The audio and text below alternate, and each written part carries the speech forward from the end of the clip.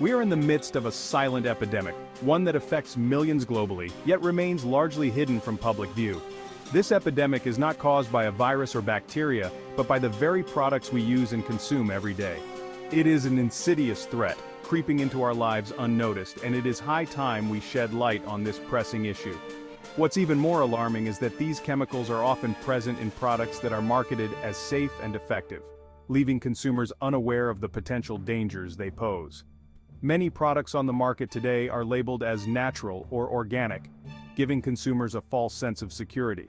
However, these labels are not always regulated, and products can still contain harmful chemicals.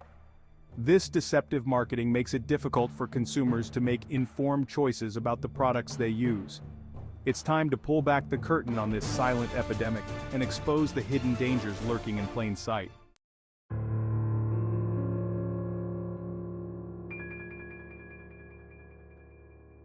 These silent intruders are known as endocrine-disrupting chemicals, or EDCs. Invisible to the naked eye, they are substances that can interfere with the endocrine system, the body's intricate network of glands and hormones that regulate nearly every function in our bodies, operating on a microscopic level, infiltrating our bodies, and wreaking havoc in ways we are only beginning to understand. Hormones are the body's chemical messengers, traveling through the bloodstream to tissues and organs, delivering instructions that regulate everything from our mood to our metabolism. When EDCs enter our bodies, they can mimic or block the actions of our natural hormones, leading to a cascade of disruptions that can have far-reaching effects on our health. EDCs can enter our bodies through multiple pathways. They are found in the food we consume, the water we drink, the products we apply to our skin, and even the air we breathe. These chemicals are pervasive in our environment, making it nearly impossible to avoid exposure. Many everyday products contain EDCs, including plastics, pesticides, personal care products, and household cleaners.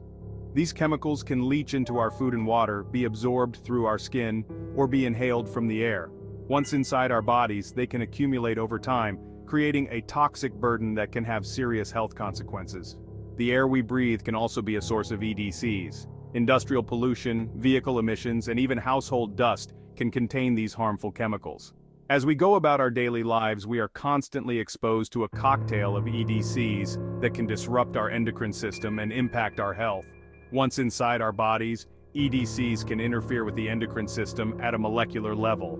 They can bind to hormone receptors, blocking the actions of our natural hormones, or they can mimic hormones, tricking the body into responding inappropriately.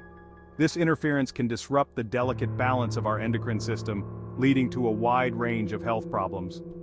EDCs don't discriminate. They affect people of all ages, from infants in the womb to adults in their prime. However, certain populations are more vulnerable to the harmful effects of these chemicals. Children and pregnant women are particularly at risk, as their developing bodies are more susceptible to the disruptions caused by EDCs. During pregnancy, EDCs can cross the placenta and enter the developing fetus, potentially causing lifelong health problems. Exposure to EDCs during critical windows of development can increase the risk of birth defects, developmental disorders, and chronic diseases later in life. Children are also more vulnerable to EDCs because their bodies are still growing and developing, making them more susceptible to the harmful effects of these chemicals. The impact of EDCs on brain development is particularly concerning. These chemicals can interfere with the normal development of the brain and nervous system, leading to learning disabilities, behavioral problems, and other cognitive impairments. Studies have shown that exposure to EDCs during critical periods of brain development can have long-lasting effects on cognitive function and behavior. EDCs don't just disappear after exposure. Many persist in the environment and accumulate in our bodies over time. This bioaccumulation can create a toxic burden that can be passed down through generations. Scientists are working tirelessly to understand the full extent of the impact of EDCs on human health. Policymakers and public health officials are also taking action to address the threat of EDCs. Regulations and guidelines are being developed to limit the use of these chemicals in consumer products and reduce environmental contamination. Public awareness campaigns are being launched to educate people about the risks of EDCs and how to minimize exposure. Here's a list of some of the 44 pesticides and related chemicals recognized as known or suspected endocrine disruptors by the scientific community. This is not an exhaustive list, And there are many other pesticides and related chemicals that are known or suspected to be endocrine disruptors. Atrazine, a widely used herbicide primarily used on corn crops. It has been linked to reproductive and developmental problems in animals and is a suspected endocrine disruptor in humans. Glyphosate, the active ingredient in Roundup, a popular herbicide. It is the most widely used herbicide globally and has been classified as a probable human carcinogen by the World Health Organization's International Agency for Research on Cancer. It is also suspected of being an endocrine disruptor. Endosulfan, an organochlorine insecticide widely used to control pests on crops, including fruits, vegetables, and cotton. It is a known endocrine disruptor linked to reproductive and developmental problems, neurotoxicity, and cancer. Permethrin, a synthetic pyrethroid insecticide used to control pests in agriculture and households. This insecticide, along with many others, are suspected endocrine disruptors linked to reproductive and developmental problems in animals. A crazy side note: many insecticides and pesticides are harmful to animals but are allowed to be used even as known endocrine disruptors. Do you think that what affects animals won't affect us? If so, why are most of our studies based and trusted by the effects in mice? What is harmful to animals can also be harmful to us. Chlorpyrifos, an organophosphate insecticide used on various crops including fruits, vegetables, and grains. It has been linked to neurodevelopmental problems in children and is a known endocrine disruptor. Triclosan, an antimicrobial agent used in various personal care products including soaps, toothpaste, and cosmetics. It is a suspected endocrine disruptor linked to thyroid hormone disruption and antibiotic resistance.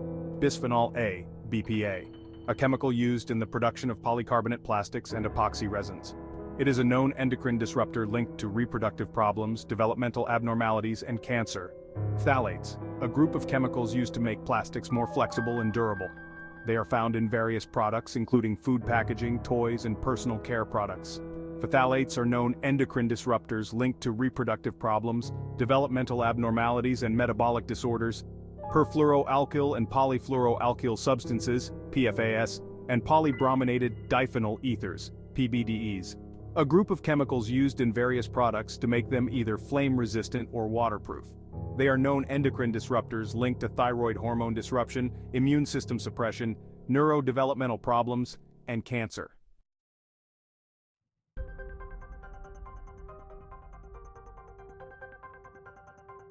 We place our trust in regulatory agencies like the Environmental Protection Agency, EPA, to protect us from harmful chemicals, to ensure that the products we use and consume are safe for ourselves and our families.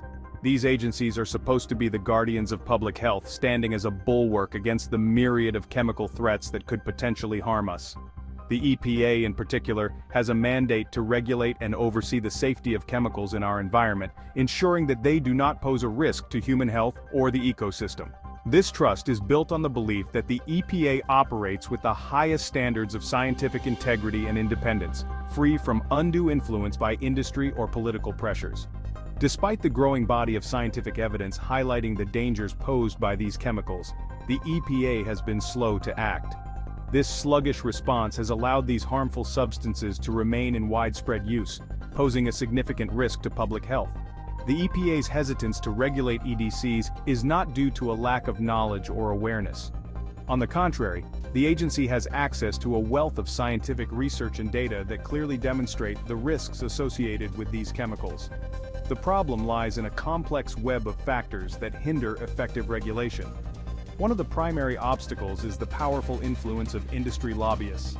The chemical industry has a vested interest in maintaining the status quo, as stricter regulations would likely lead to increased costs and reduced profits. As a result, industry representatives have consistently downplayed the risks of endocrine disruptors, casting doubt on scientific findings and lobbying for weaker regulations. Another significant factor contributing to the EPA's regulatory failures is bureaucratic inertia. Traditional chemical testing methods are designed to identify acute toxicity, but endocrine disruptors often cause harm through long-term low-dose exposures. These subtle effects can be difficult to detect using conventional testing methods, which are not sensitive enough to capture the nuanced ways an EDCs can interfere with hormonal systems long-term. The limitations of current testing methods are compounded by the fact that the EPA's regulatory process is slow and cumbersome. It can take years or even decades for the agency to review and update its regulations in response to new scientific findings.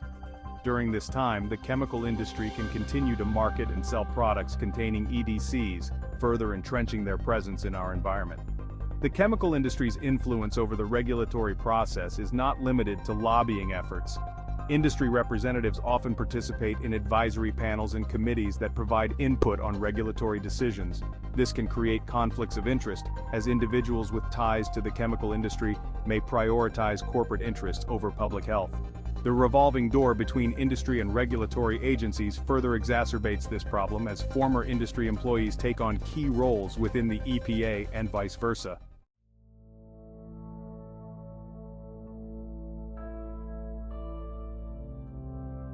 One of the most insidious aspects of the endocrine disruptor crisis is the misconception that there are safe levels of exposure. This notion, often perpetuated by industry and regulatory agencies, is dangerously misleading and lulls the public into a false sense of security. As the incidence of chronic diseases linked to endocrine disruption continues to rise, so too does the tendency to blame our genes. We're told that our predisposition to conditions like obesity and diabetes, to complex conditions like cancer and other disorders, is simply a matter of inheritance, something predetermined by our DNA. While genetics undoubtedly play a role in our overall health, attributing these complex diseases solely to our genes ignores the profound influence of environmental factors. This genetic smokescreen serves as a convenient narrative for those who profit from the continued use of these harmful chemicals. We'd be surprised to know just how many healthcare providers are not aware of these facts themselves, or how many pretend not to. Remember we spoke about the scheming trinity in our first video? Keep that in mind. By shifting the blame onto our genes, we are led to believe that these conditions are inevitable, a matter of bad luck rather than preventable consequences of environmental exposures. This fatalistic view undermines our ability to take action, both individually and collectively.